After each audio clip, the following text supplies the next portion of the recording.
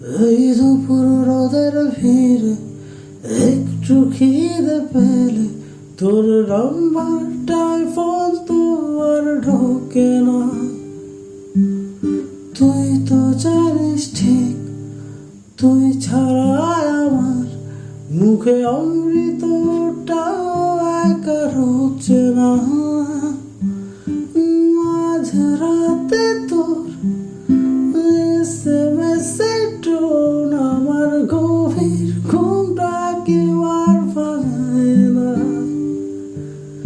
ব্যস্ত নগরে আমার বুকের গভীরে তোর মাথা রাখা মনটা কেউ ভাঙায় না। এখন এমনি করে পুজো কেমনি করে দেব অন্য কোনো দেবীকে।